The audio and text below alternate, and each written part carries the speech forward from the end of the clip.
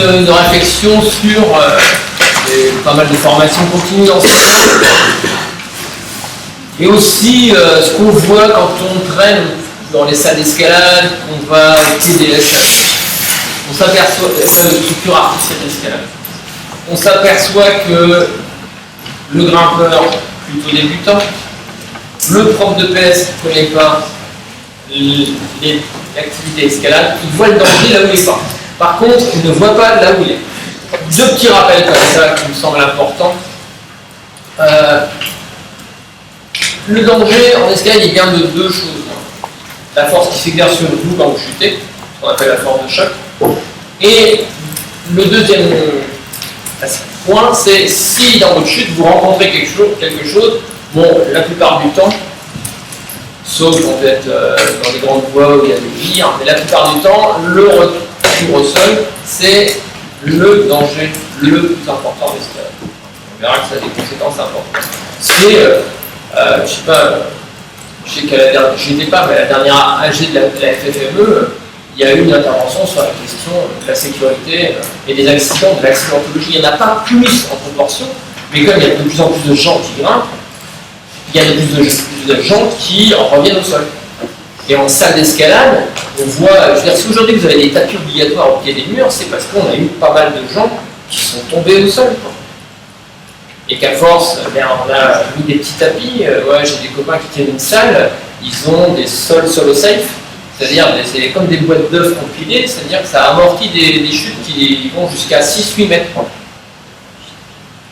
En principe, sur la tête quand même, mais c'est fait pour amortir. C'est-à-dire qu'on a un phénomène, effectivement, dans les salles où il y a une euphémisation du danger parce qu'il fait beau, enfin, il y a la musique, on est au chaud, et c'est très dur en escalade. Quand je suis dans une gymnase, j'ai mes copains qui font du bad, et 2 mètres à côté, ils font de l'escalade. Les étudiants, ils ne font pas la différence en termes de vigilance. Ils sont aussi attentifs en badminton qu'en escalade. En escalade, ça peut descendre très vite au sol, et c'est ce qu'on verra. Le danger du mur, c'est que c'est bas. Ça fait 9 mètres, 8 mètres, 6 mètres. Alors plus un mur est petit, plus c'est dangereux. Parce que plus il y a de chances que ça revienne au sol. Avant, quand on est un peu en falaise, ils s'en foutaient un peu, parce que quand tu étais à 20 mètres du sol, ils prennent une chute qui fasse de 5 mètres ou 6 mètres, 1 mètre de plus ou moins, ça ne changeait rien, de toute façon, tu ne tombais pas au sol. Après la sécurité, pour moi, donc peut-être vous avez vu dans le cas que j'avais écrit, PS en poche sur l'escalade, à la fin il y a des petits exercices où j'insiste sur le fait qu'il faut tester les assureurs. Il ne faut pas croire l'assureur sur parole. Il faut tester l'assureur, ce qui veut dire qu'il faut l'éprouver. Et non pas enseigner en disant faire respecter les règles pour qu'il n'y ait pas de chute. Et puis, il y a un travail qui me semble important sans tomber dans l'école de vol, ce qu'on voit de manière caricaturale, c'est-à-dire on va faire grimper en tête, on va mettre au-dessus du point, puis vas-y, pense-toi. Il y a à mon avis un rapport aérien, à la hauteur et à la chute qui me semble important à construire. Alors, bien sûr, c'est d'émotion, mais rien que de faire des balançoires, mettre des points qui sont déportés et puis laisser partir les gens dans le vide comme ça. C'est pas évident du tout. Les gens lâchent le support, se retrouvent à balancer alors qu'il n'y a pas de chute. La corde est toujours en tension, donc il n'y a pas de chute en tant que tel. Il y a une balance. Je vous renvoie à des très bonnes vidéos qui sont faites sur le site de Grenoble. Entre autres, vous verrez déjà où c'est super bien expliqué sur cette question de qu'est-ce qu'il faut faire, apprendre aux élèves sur les manifs de sécurité. Donc je n'en développe pas plus. Des petits points d'information. Le mousqueton que vous avez, vous mettez là pour tenir votre frein. C'est un mousqueton, il faut savoir que vous avez un grand axe et un petit axe. Vous avez peut-être remarqué que souvent, quand les gamins les assurent, dans les étudiants c'est pareil, le mousqueton il se retrouve les pivotes. Il se retrouve toujours, assez souvent, selon ce qu'on appelle le petit axe. Vous voyez tout ça, le petit axe c'est le petit de l'argent. Donc il faut savoir qu'un mousqueton perd 2 tiers de sa résistance quand il est tiré selon le petit axe. 2 tonnes, 700 kg. Pareil si c'est pas bien fermé. L'effet poulie aussi. Quand un grimpeur est suspendu dans son baudrier et qui fait 60 kg tout mouillé, eh bien c'est pas 60 kg qui s'exerce sur le point haut, c'est globalement 2 fois 60. Vu qu'il y a l'assureur qui lui aussi exerce une force et tire. Donc ça double. Grosse idée aussi, importante, la force de choc n'est pas proportionnelle à la hauteur de chute. La force de choc, elle est proportionnelle au facteur de chute. Alors je prends toujours l'exemple, le facteur de chute, c'est le rapport entre la hauteur de chute et la longueur de la corde sur laquelle s'exerce la corde. S'exerce la force. Logique, plus vous avez une corde qui est longue et élastique, plus elle va absorber. C'est logique, mais si vous prenez le cas, peut-être vous connaissez ça, les diaphératas, vous connaissez. Vous voyez, c'est un parcours à branche sur des rochers. Il y a ça quelques années quand même. Au début, les diaphératas, comment on faisait? Eh bien, on mettait un baudrier, une longe, c'est-à-dire une corde très courte, la plupart du temps on mettait des fois des cendres, un mousqueton. On sent que c'est pas élastique. Donc, tant qu'on était à l'horizontale, c'était bien, comme sur les parcours à branche. Et par contre, quand on se retrouvait à la verticale, vous avez vu, si vous avez des diaphératas, vous montez, il y a des échelles qui sont mises, c'est super bien souvent. Explorer une verticale. Imaginez que vous êtes là avec votre petite longe qui fait 50 cm, vous en mettez 50, vous chutez, bon bah votre longe elle vient glisser le long de la ligne de vie et elle vient se bloquer sur le point en dessous. Mais si vous chutez de 2 mètres sur 50 cm, vous êtes à un facteur de chute à 4. Autrement dit, vous êtes nettement au-dessus de la résistance de tous les matériaux. Les matériaux sont en général homologués pour un facteur de 2. Petite chute, 50 cm. Après, je pourrais prendre un exemple à l'opposé. Mon grimpeur, il est là, il est 5 mètres au-dessus du point. Là, il y a 25 mètres de corde, mettons. Il va faire 10 mètres de chute sur 25 mètres de corde. Et bien que le facteur de chute, il est beaucoup plus petit. La force qui va s'exercer sur le grimpeur et sur le baudrier du grimpeur va être beaucoup plus faible là que là. Et pourtant, si on interroge quelqu'un qui n'est pas du monde de la grimpe, si vous me dites laquelle est la situation la plus dangereuse, ah ben là, il vole de 10 mètres, c'est la folie. Alors que, objectivement, c'est là où il craint le plus. Bon, rassurez-vous, maintenant, si vous avez loué des trucs sur des baudriers avec des équipements Sega Ferrata, vous avez vu, il y a des petits matériels en métallique, un absorbeur de choc. Donc attention à ça. Et ça va aller dans le même sens, le retour au sol. Pour ceux qui ont un peu grimpé, ceux qui ont grimpé en tête, vous apercevez que quasiment, si je prends une verticale, le premier point il est en général à quasiment 3 mètres de hauteur. Et après, sur un mur, c'est passé 2 mètres. Lorsque vous êtes là, vous grimpez en tête, bon, je ne dis pas entre le 0 et le premier point, j'entends le sol. Et même, vous équipez le premier point ici, vous n'êtes pas bien, souvent, qu'est-ce que vous faites? Vous essayez d'équiper le deuxième pour vous protéger. Vous voyez que vous avez 1 mètre de corde ici, 1 mètre de corde ici, vous avez 2 mètres de mou. Donc là, c'est sûr, 2 mètres de mou, plus vous faites au moins 1 mètre, pas loin d'1 mètre de hauteur de jambe. 2 plus 1, ça fait 3, ça veut dire que vous êtes au sol. C'est pour ça qu'il y a des tapis maintenant, tout le temps. C'est parce que, même avec un bon assureur, vous retomberez les pieds au sol. Donc le danger, il est au premier point, il est au deuxième point, il est entre le 1 et le 2. Après, ça diminue.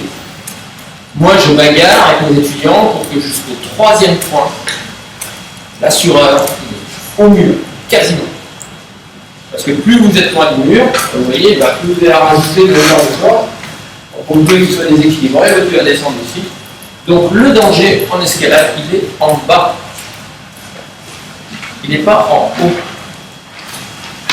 Et là, c'est pareil, c'est un contrario de la perception que l'on a. Et ça, c'est vraiment important pour un prof de PS. C'est pour ça qu'on est draconien. Enfin, moi, je me bagarre avec mes étudiants, je sais que c'est inconfortable de regarder. Je me bagarre quand ils restent prêts. Et dans les salles d'escalade, on voit de tout. On voit des gens avec du mou comme ça, ils sont à 5 mètres du pied de la paroi. Et tu vas leur faire une réflexion. Tu as des copains qui sont propriétaires et qui vont faire des réflexions, ils se font envoyer sur les routes. Parce que ça se dit, ça va se faire. Donc, ça c'est important. Les représentations spontanées qu'on a vues, les localisations du danger, sont à l'inverse des réels. Conséquence, comme nos SAE ne sont pas hautes, eh bien le retour au sol il est beaucoup plus probable lorsque on grimpe sur des SAE qui sont plus hautes. Plus on est en hauteur, plus on est en sécurité. C'est vraiment à l'inverse de la structure normale. Alors je dis moins, parce que, bien entendu, si vous êtes tout là-haut et que vous n'avez pas corps, c'est évident. Non. Sur l'histoire du danger, on va, objectivement, c'est ce qu'on a vu avant, on va plutôt s'intéresser à la façon dont les élèves perçoivent le danger. Alors je reprends un travail de Christian Lacroix, qui était dans les années 90, qui avait bossé un peu là-dessus. Parce que lui, c'est pareil, il s'est embêté de voir ce rapport. Lui, une escalade, pour lui, il y avait la chute, c'était important, mais il ne fallait pas envoyer les élèves au casse-croûte. C'est pas la peine de leur faire vivre une expérience traumatisante. Et donc, il s'est intéressé, j'ai repris ce qu'il avait essayé de dissocier, c'est-à-dire qu'il a fait l'action du danger vu subjectivement. Et il s'était dit, dans le danger, il y a 3 composantes qui apparaissent au fur et à mesure de la progression du grimpeur. La première chose qui se dissocie dans le danger qui apparaît, c'est que l'élève, au bout d'un cycle, comprend qu'il peut être en hauteur, il n'est pas forcément en danger. Il sent qu'il a construit la confiance dans le matériel, dans l'assureur, et il peut commencer à faire des choses, à accepter d'être haut. D'ailleurs, par rapport à des élèves qui ont des difficultés dans le rapport à la hauteur, ce qu'on s'aperçoit, c'est que, si vous regardez comment vous faites grimper les élèves, ils arrivent, ils ne sont pas bien, hop, vous les redescendez. Donc en fait, si on regarde, un élève quand il grimpe, il ne passe pas beaucoup de temps en hauteur, à la partie haute. Il va, hop, il redescend un petit peu. Et si on veut travailler sur la manière d'appréhender la hauteur, moi c'est ce que j'ai construit au fur et à mesure des années, première chose, c'est qu'il faut apprendre aux gens à rester en hauteur, pas forcément au plus haut de ce qu'ils peuvent, mais un peu en dessous, là où ils sont en situation de confort, mais il faut qu'ils fassent autre chose. Alors moi je transporte des trucs, j'échange des trucs, peu importe des balles de tennis, c'est pas très gros, pas des trucs courts, mais ils accrochent des trucs. Il faut qu'ils fassent autre chose. Et du coup, et puis l'autre façon de déstresser quelqu'un et d'apprendre à vivre pas trop mal à un moment en hauteur, bah, c'est de grimper à 2. Moi je fais des transports d'objets à 2, parallèles. Et donc, faut que tu montes un peu, je te le passe, puis après on peut et on s'aperçoit que, alors le but c'est d'aller le plus haut possible sans que j'ai peur, mais c'est vivre, rester en hauteur, vivre la hauteur. Vivre la hauteur, c'est pas monter, poif, redescendre. Vivre la hauteur, c'est comme quand on fait des grandes voies, c'est être au relais, mais là on dit bien, quand on est grimpeur et qu'on aime bien les grandes voies, on est en relais, et on a un bon moment où il y a le vide en dessous, et il y a le paysage qui apparaît, voilà. C'est ça qu'il faut construire. Donc, première chose, dissocier la hauteur du danger. Après, si les élèves continuent à grimper un petit peu, parce que souvent, beaucoup d'élèves, si on vous fait 2 cycles ou 3 cycles, il y a quelque chose qu'il faut construire, c'est pas parce que je suis dans un pas que j'y arrive pas, que je sens que je vais chuter, que je suis en danger. C'est-à-dire dissocier difficulté technique, de danger. Alors ça se construit effectivement par l'assurance sèche, mais ça va se construire aussi par une assurance tendue. Sur les textes collèges que j'ai relus pour l'occasion, j'ai vu qu'il y avait molle entre guillemets. Une corde qui est tendue. Une corde qui est tendue, c'est pas une corde qui est sèche. Sèche, ça veut dire que vous allez absorber l'élasticité. Tendue, elle est tendue. Je ne tire pas forcément dessus. Et après, c'est molle, je veux dire. Il y a une petite boucle qui sort. Apprendre aux élèves à assurer les cordes tendues, c'est pas facile. Puis dernière chose qu'on rencontre plus quand on est en club, on commence à avoir des gamins qui grimpent bien, c'est dissocier fatigue et danger. Non parce qu'on a les avant-bras explosés, qu'on est comme ça, qu'on va lâcher et on va tomber. Non, en général on est en train d'arrêter. Et il y a un gros travail psycho à faire sur la perception de jusqu'où je peux tenir les prises. On s'aperçoit qu'on s'auto-limite beaucoup. Alors j'ai mis à droite des conséquences. C'est-à-dire que si je veux diminuer la difficulté perçue par l'élève, de ce point de vue-là, eh bien, rien ne m'empêche, par exemple, dans les textes lycée, ou collège,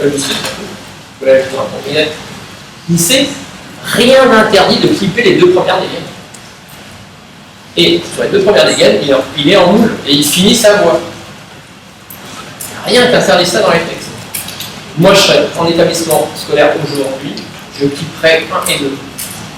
Ne serait-ce que pour éviter ce que j'ai expliqué avant, les dangers. Et ensuite, on finit la voix en tête. Ça peut aussi donner des idées. J'avais écrit il y a quelques années une petite fiche dans la revue EPS pour aménager les points du bac. J'avais dit, si vous êtes prêt à équiper les 2 premières dégaines, on pourrait penser des voies où la partie difficile elle est en bas et la partie facile elle est en haut. Et c'est l'inverse de la façon dont on prend dans le milieu fédéral. Vous êtes dans une complète, les premiers pas, on y arrive, au fur et à mesure, ça bastonne de plus en plus. Donc si vous regardez la façon dont sont construites les voies en milieu fédéral, c'est à l'inverse de ce que nous on veut dans le milieu scolaire. Parce que nous, dans le milieu scolaire, les gamins ils sont oxy là-haut, enfin, les étudiants c'est pareil, moi j'en ai qui n'arrivent pas en haut. Les voies au bout de 400 séances encore. Parce que c'est un mur vertical, c'est super bien. Donc, faire des fins de voie tranquilles, c'est pareil, c'est une rupture avec ce qu'on fait dans le modèle fédéral. Alors que pour nous, ça nous intéressait dans le milieu scolaire. Et toi, je travaillais avec des constructeurs, je disais mettez des dalles inclinées pour finir les voies. Regardez, finir avec des dalles inclinées pour que les gens soient sur les pieds à la fin et pas sur les bras. Toujours que les dalles inclinées en bas. On va penser des dalles inclinées en haut. Tout ça, c'est par rapport à nos élèves. Ça, en général, on ne peut pas tout négocier parce que les profs de PS n'ont pas grand-chose à dire sur la conception du mur. Mais il y a rien. Voie courte aussi. C'est pas parce que vous avez un mur de 9 mètres que vous êtes obligé de faire une évaluation sur une voie qui fait 9 mètres. Moi, j'ai évalué des étudiants arriver 5 dégaines. Des fois, ça m'arrange aussi pour gérer du temps. Pour que j'arrive à passer, parce que j'essaye toujours de me dire comment je fais pour passer 30 étudiants en 1h30 en évaluation tout seul. Un peu des contraintes que je me donne. Peut-être que ce que je fais avec des étudiants qui ne sont pas trop mal disciplinés, c'est peut-être transférable modulo certaines adaptations au milieu scolaire. Mais c'est vrai que le temps, rien n'interdit de raccourcir les voies. Dans les textes, c'est pas marqué que la voie doit faire 8 mètres, 7 mètres, 6 mètres. Imaginez, moi j'ai une collègue qui a un mur qui fait 15 mètres. Il n'y a pas un gamin très loin. Donc elle, de fait, elle s'est dit, on réduit les voies. Rien ne nous empêche de jouer sur ce paramètre-là. Ça nous permettrait, vous voyez, de dissocier sur la question de la fatigue, qui est un vrai problème dans la lucidité, qui interfère beaucoup avec la lucidité. C'est un vrai problème, le prééquipement des voies, c'est un vrai problème par rapport à la sécurité et aussi par rapport à l'engagement. Pour l'assureur, bon, des situations un peu inhabituelles d'assurage, c'est ce qu'on fera demain matin. L'idée, c'est que l'assureur il soit de plus en plus perturbé. Voilà. Perturbé, mais dans des situations qui sont prévues, dans lesquelles vous mettez votre assurance. Construire la conduite du déplacement pour l'assureur avec la distinction sec tendu mou. Donc ça c'est bien, j'ai vu ça dans les textes. Je trouve ça très bien marqué dans les textes. Collège. L'idée que la corde ne doit pas être tendue. Si elle est tendue, enfin si elle ne doit pas être sèche, pardon. Parce que si elle est sèche, ça ne sert à rien de vouloir travailler sur la motricité du grimpeur, qui construit une motricité avec une 5e force. Un équilibre avec une 5e force. Et en plus, si jamais vous avez comme objectif de transférer le poids du corps, de l'amener sur les pieds, s'il y a l'autre qui tire là, il ne pourra jamais amener le poids du corps à droite ou à gauche. Donc, à partir du moment où vous voulez basculer sur des objectifs de transformation qui sont sur la motricité, vous devez avoir une assurance tendue et pas sèche. C'est impératif. Sinon, ça ne sert à rien. Vivre plus sereinement la hauteur. Donc, restez, ce que je vous ai dit, rester en hauteur et faire autre chose. Proposer des situations progressivement aériennes, avec le balancé, qui est une très bonne situation parce qu'on ne vit pas la chute. Il n'y a pas ce temps, vous pouvez sécher une corde et faire partir quelqu'un en balancé. Il n'a pas la chute, il a aller dans l'espace aérien, à l'espace arrière, décoller, ne plus toucher l'apparent. Quand on dissocie la chute, c'est pas pareil. Et après on peut mettre des petites boucles devant, des petits capteurs qui vont faire ça et qu'on va faire sauter en chutant, on fera ça demain. Vous verrez comment on peut